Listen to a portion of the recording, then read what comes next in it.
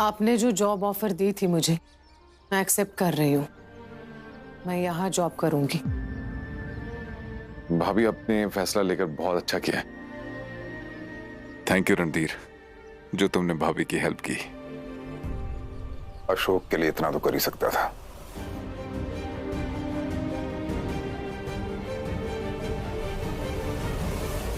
भाभी, उस दिन के लिए सॉरी। गायत्री को ऐसा बिहेव नहीं करना चाहिए था। अब मुझे थोड़ा सा वक्त दीजिए, मैं उसको समझाने की कोशिश करूँ। भैया प्लीज, गायत्री की कोई गलती नहीं है इसमें। शायद हम ही आपका ज्यादा समय ले रहे थे। आप मेरी तरफ से प्लीज गायत्री को सॉरी बोल दीजिए।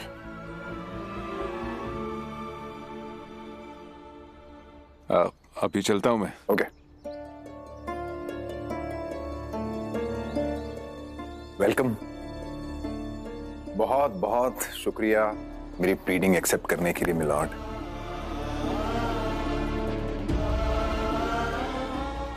मेरी क्या मजबूरी है, मैं आपको क्या बताऊं।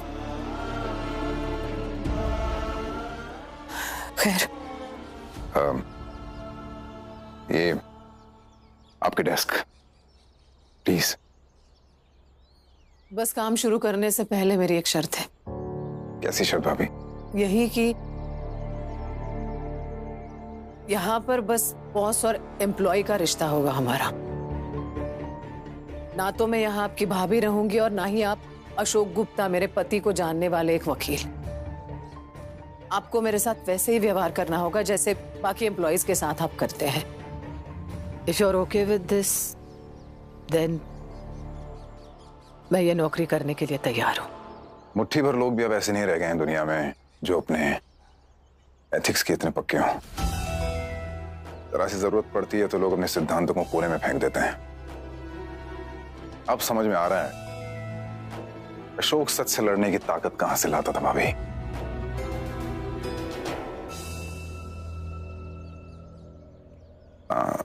नो सॉरी, नो भाभी, एम्प्लॉय, बॉस।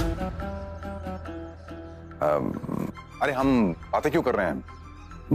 बातें करने के पैसे नहीं मिलते हैं। ये फाइल्स पड़ी हुई हैं, शाम को 6 बजे तक आप मुझे इसकी समरी बना के दीजिएगा। Come on, quick quick, I am the boss.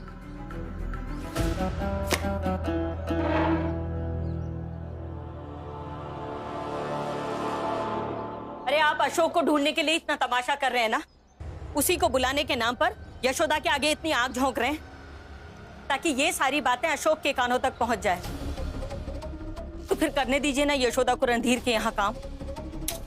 Ashok को जब पता चलेगा कि उसकी बीवी उसी के दुश्मन के यहाँ काम कर रही है तो वो दौड़ा चला आएगा। और फिर आप ही सोचिए, यशोदा को जब चारों ओर से आपने बांध दिया है तो वो अपना घर चलाने के लिए कुछ तो करेगी ना।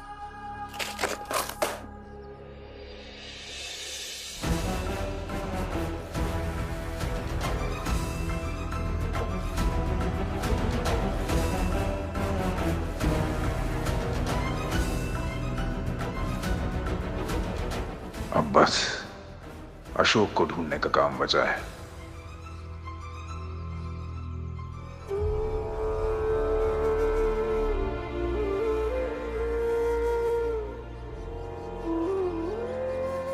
हमें तो आदत हो गई भिक्षा मांगकर खाने की,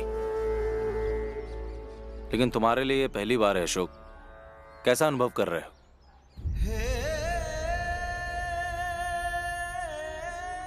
थोड़ा अलग लग रहा है। क्या पता अपनी पहली भिक्षा के अंदर ये अपने घर के भोजन का स्वाद ढूंढ रहे हो। अगर ढूंढ रहे हो तो मत ढूंढना अशोक, क्योंकि भिक्षा के भोजन में कई घरों का अलग अलग स्वाद होता है और ये अलग अलग स्वाद एक साथ मिलकर सन्यासियों के जीवन का स्वाद बनाता है। इसी से हमारा संसार चलता है।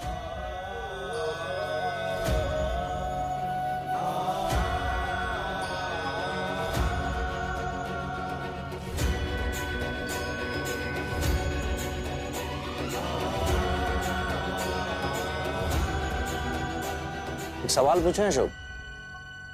जी पूछिए।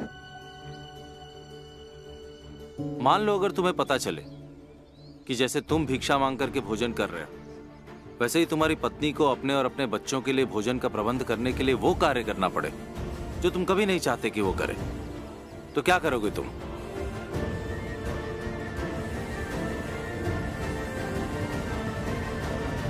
सुनिए, गुस्सा करके तो देख ही लिया इतने दिनों से,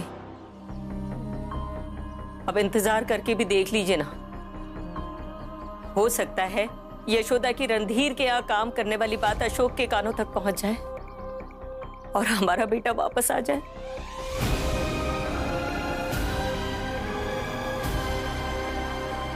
आलोक जी, अगर मेरे चाहने से सब कुछ संभव होता तो मैं यहाँ भिक्षा मांगकर आप सबके साथ भोजन ग्रहण नहीं कर रहा होता।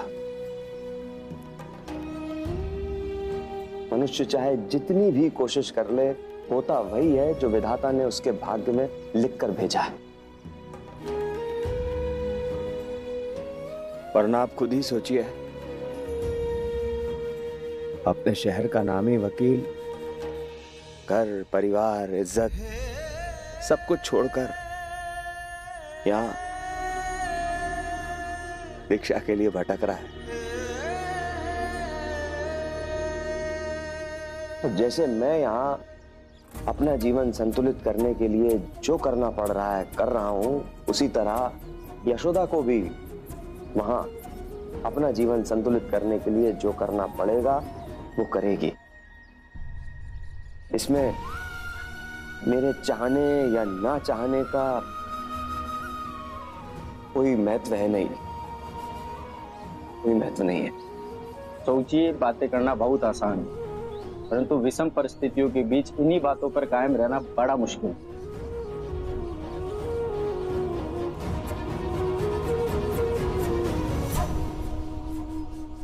वैसे वो कह तो सही रहा है अशोक, सिद्धांतों की बात करना आसान होता है किंतु उनको निभाना मुश्किल होता है।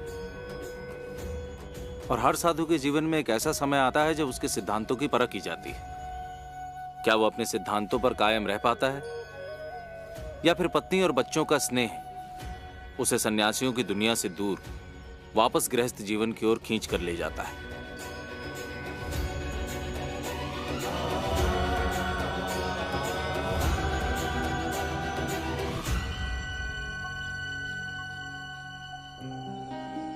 मैडम जी, चाय। हाँ, थैंक यू।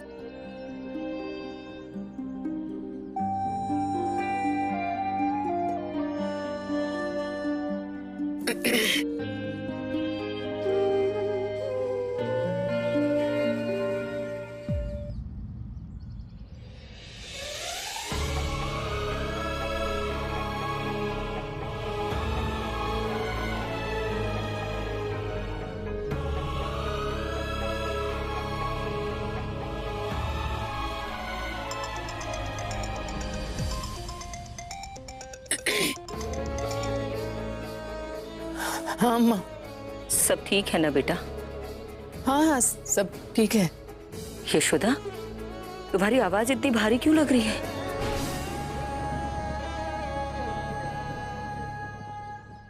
मेरे फोन के स्क्रीन पर अशोक जी का फोटो है ना, नजर पड़ जाती है तो अपनी कमियां ढूंढना शुरू कर देती हूँ। कमी तुम में नहीं है बेटा। तो वो मुझे छोड़कर क्यों चले गए? इंतजार करते करते अब तो यादें भी बोझ बन गई है अम्मा।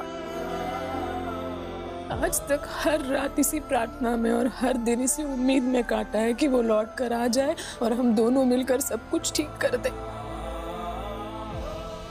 लेकिन ऐसा हुआ नहीं अम्मा।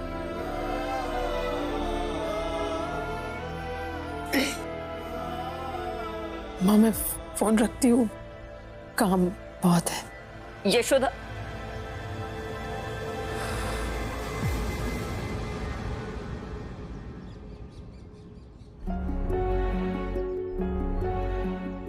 आज से मैं आपका इंतजार नहीं करूंगी अशोक जी।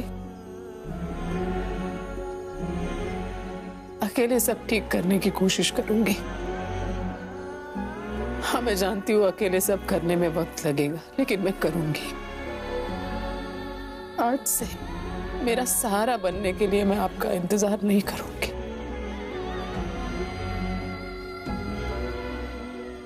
भाभी जी, ये मत कीजिए।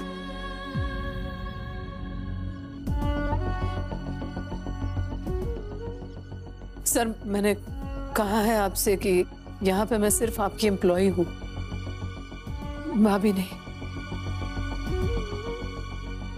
ओके, सॉरी, आदत हो गई है ना, इसलिए आगे से याद रखूंगा। यशोदा जी, ये फोटोज डिलीट करने से यादें डिलीट नहीं होती हैं। इतनी तकलीफ मत दीजिए अपने आप को, लड़िए मत जज्बात से, जो है सो है। खैर, वो जो फाइल्स दी थी आपको, वो देख ली आपने? हाँ सर, वो बस 1 मिनट।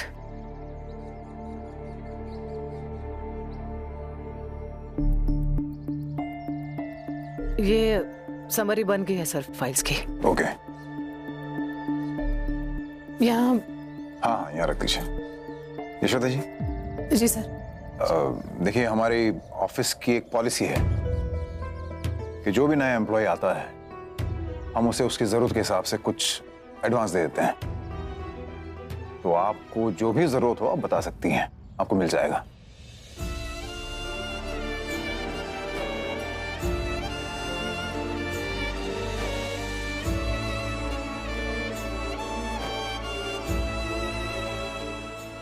इट्स ओके, मैं मैनेज कर लूंगी।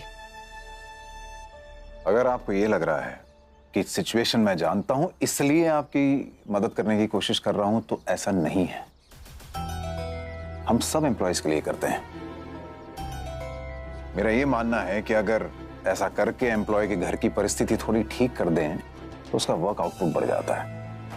और कोई बात नहीं है, और कोई दान नहीं दे रहा हूं आपको, कटेंगे आपकी सैलरी में से। मैंने ये कुछ पैसे पहले से निकाल के रखे थे, आप देख लीजिए, कम लगे तो बताइएगा। और आप चाहें तो आप घर जा सकती हैं, क्योंकि ऑफिस में तो कोई काम है नहीं, मुझे भी निकलना है। ये फाइल्स मैं बाद में देख लूंगा। यशोदा जी, जी प्लीज रख लीजिए।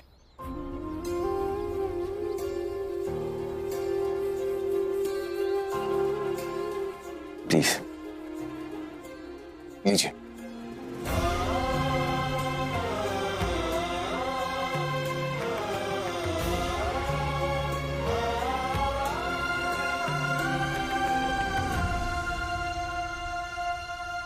Thank you sir,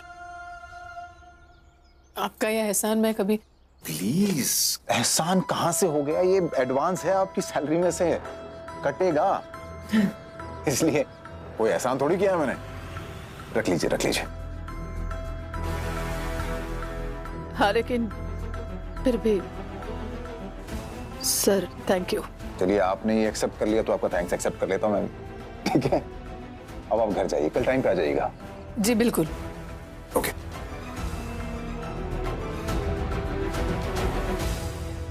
okay sir. क्या करें, क्या करें, समझ में नहीं आ रहा है कि करें तो आखिर क्या करें। क्या हो गया है? ये हाथ में प्लास और पेचकस लेके काहे घूम रही हो? देखो, इस समय हम बहुत गहरी सोच में हैं, समझे? क्या सोच रही हो? इस पिलास से हमने यशोदा के कमरे की बत्ती काटी थी। उसके कमरे में अंधेरा छा गया था, लेकिन अब यशोदा को मिल गई है नौकरी, तो अब तो अंधेरा छट जाएगा ना। यही लिए हम अपने दिमाग के घोड़े दौड़ा रहे हैं कि कहाँ का और कौन सा तार काटे जिससे उसकी जिंदगी में ना दोबारा से ऐसा अंधेरा छा जाए जो आसानी से न चल सके। हाँ, तुम एकदम सही कह रही हो, सोचना तो पड़ेगा ही। देखिए, हमने आपको पहले ही बता चुके हैं कि एक पेपर लीक करने का ना 2000 रुपया लगेगा।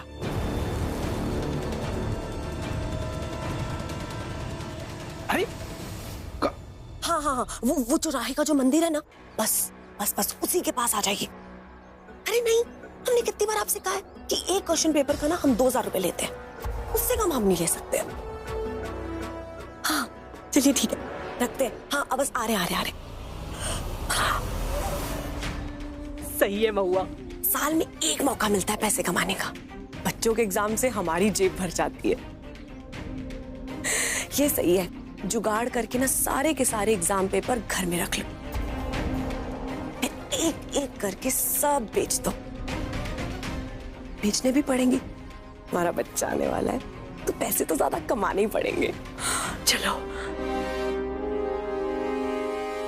अरे तो फिर कुछ सोचा तुमने, कौन सा तार काटना है?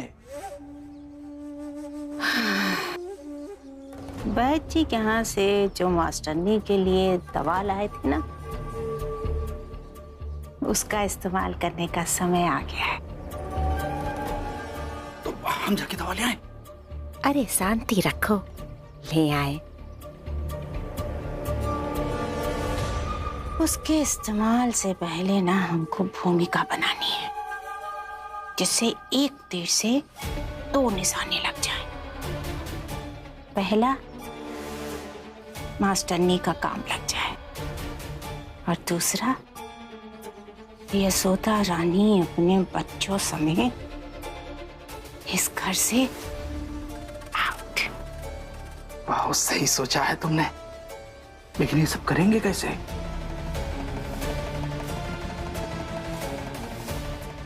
कृष्णा के पास चलते हैं और हम तुमको बताते हैं कि करना क्या है। ये लो, पी लो। ये हल्दी वाला दूध पीकर ना तुम्हारी तबीयत एकदम ठीक हो जाएगी। P low. लेकिन ये दूध तो ना ही मैंने खरीदा और ना ही मैडम जी ने खरीदा है। हाँ तो क्या हुआ, पी लो चुपचाप।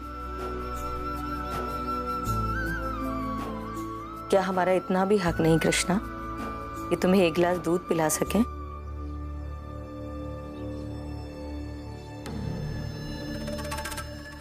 नहीं, इतना तो हक है आपका।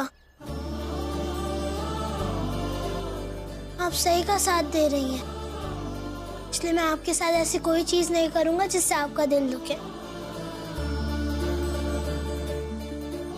और मैडम जी भी कहती हैं कि जो सही है उसके साथ गलत नहीं करना चाहिए, लेकिन जो गलत हो उसके सामने कभी चुप भी नहीं रहना चाहिए। दीजिए। तो यहाँ बैठो। यहाँ? हाँ हाँ, हम कह रहे हैं बैठो। आराम आराम से यहाँ बैठो और ये दूध पियो। पकड़ो, हम अभी आते हैं।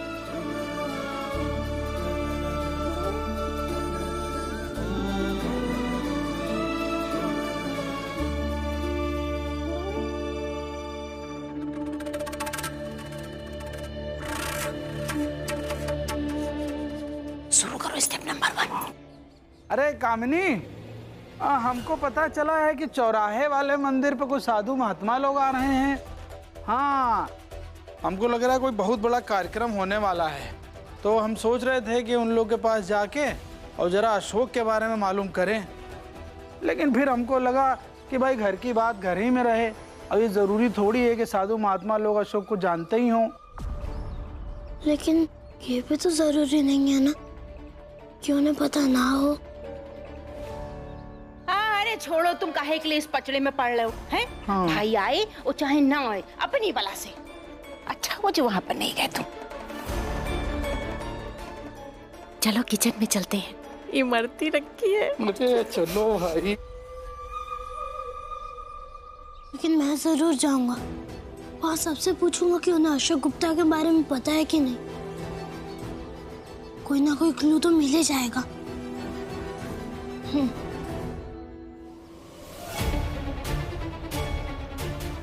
ये बात।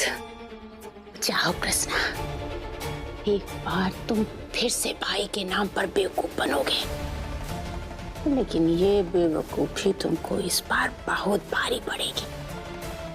जाओ।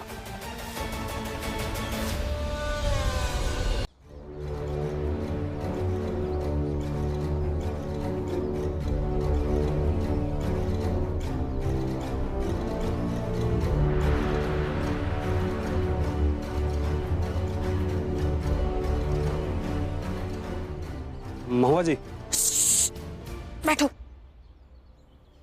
ऐसे बैठ के बात करना मुझसे। बोलो। क्वेश्चन पेपर लाई है मैडम जी? हाँ लाए हैं। पहले ये बताओ कि पैसे लाए हो ना, और हमें पूरे पैसे चाहिए। ये लीजिए, पूरे 2000 हैं। नीचे रखो, हम लेते हैं।